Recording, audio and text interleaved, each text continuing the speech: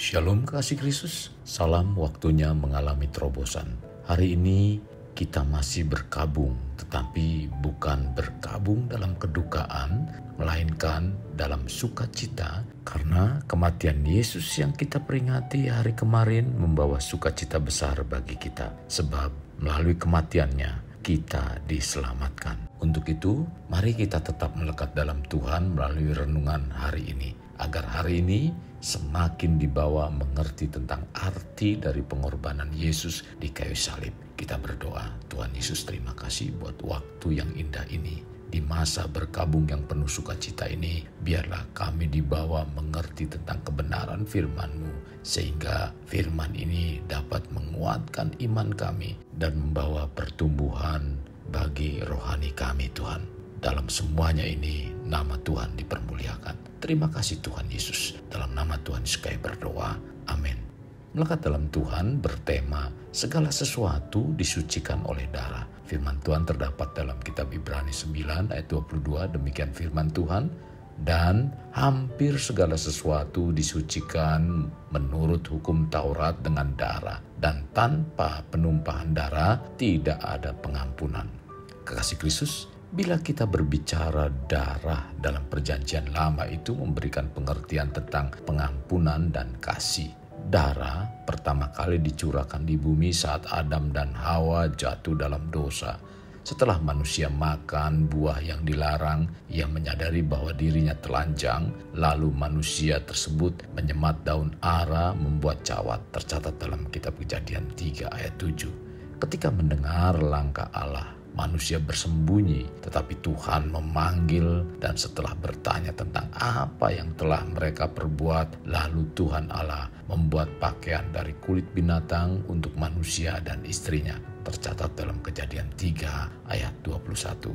Jadi ayat ini mengindikasikan Tuhan memberikan pengampunan dengan mengorbankan darah binatang.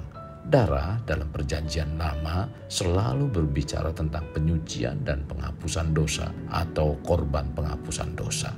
Sebenarnya, jenis persembahan ini lebih tepat bila diterjemahkan sebagai korban penyucian.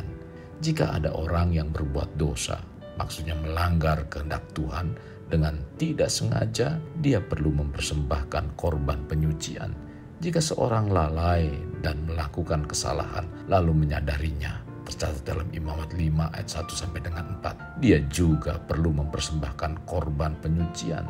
Saat seorang perempuan melahirkan, dia menjadi tidak tahir sehingga dia harus mempersembahkan korban penyucian.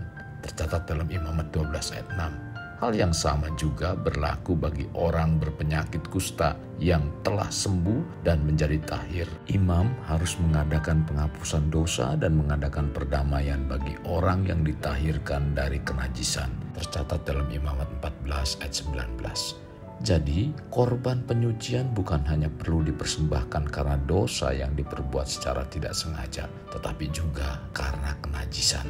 Kekasih Kristus, dalam korban penyucian yang dilakukan dengan pemercikan darah dan jenis binatang yang dikorbankan tergantung kepada level tanggung jawab, keseriusan, dan kemampuan orang tersebut.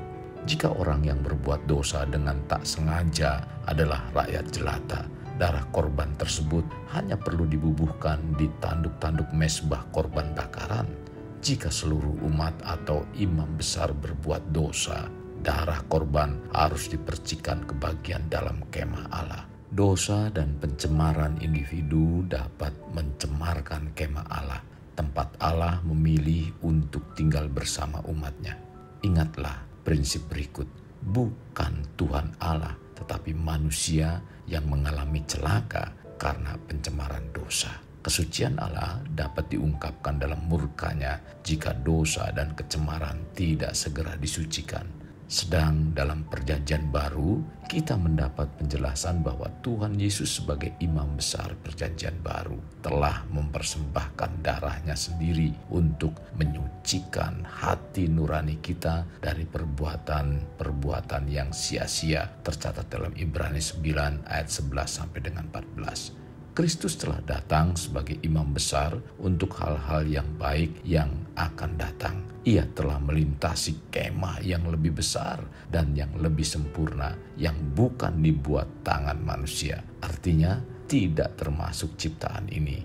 Dan ia telah masuk satu kali untuk selama-lamanya ke dalam tempat yang kudus, bukan dengan membawa darah domba jantan dan darah anak lembu, tetapi dengan membawa darahnya sendiri. Dan dengan itu ia telah mendapat kelepasan yang kekal.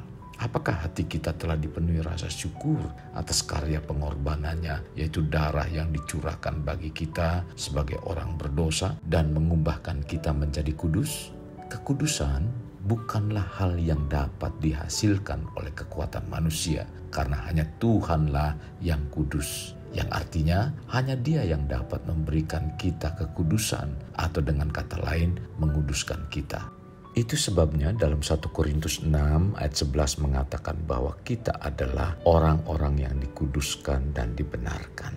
Dibenarkan dan dikuduskan adalah kata fasif, yang artinya kita dijadikan benar dan dijadikan kudus oleh sesuatu yang tidak berasal dari kekuatan atau usaha kita.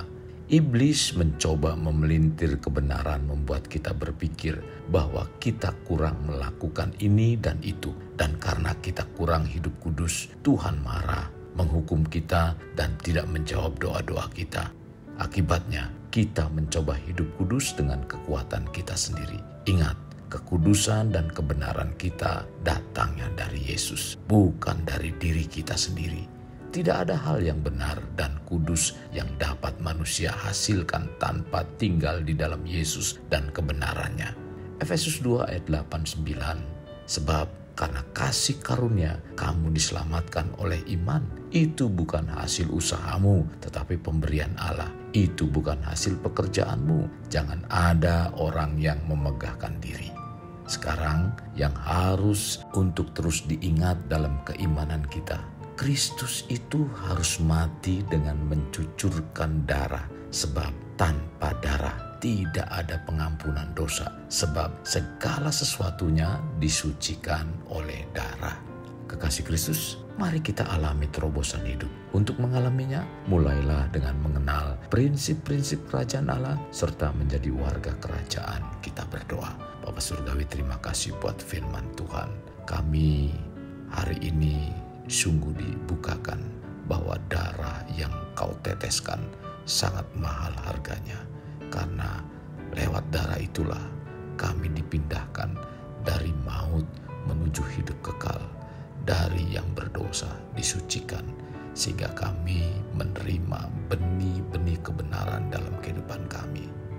Tuhan, bukan kami membuat diri kami benar di hadapan-Mu, tapi Engkaulah yang membenarkan kami, Tuhan, dengan menaruh benih-benih kebenaran dalam hati kami, sehingga kami menghasilkan kebenaran seperti apa yang Kau harapkan.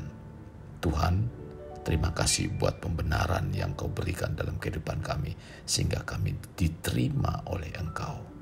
Kami mengucap syukur Tuhan buat pengorbanan-Mu, darah-Mu yang begitu mahal, karena segala sesuatu disucikan oleh darah. Terima kasih Tuhan Yesus. Pimpin kami untuk tetap setia di dalam Engkau. Dalam nama Tuhan Yesus kami berdoa. Amin. Kasih Kristus, mari kita akhiri dengan mengendahkan kedua tangan kita. Terimalah anugerah berkat dari Allah Bapa, kasih sayang daripada Yesus Kristus, dan persekutuan dengan Roh Kudus yang mencurahkan berkat secara rohani, berkat secara jasmani, dan berkat secara ekonomi, di mana berkat Abraham, berkat Ishak, berkat Yakub dicurahkan dan dilimpahkan dari saat sekarang sampai Maranatha tiba, dalam nama Tuhan Yesus. Amin. Sampai jumpa di renungan berikutnya. Tuhan Yesus memberkati. Jangan lupa like, share, dan subscribe.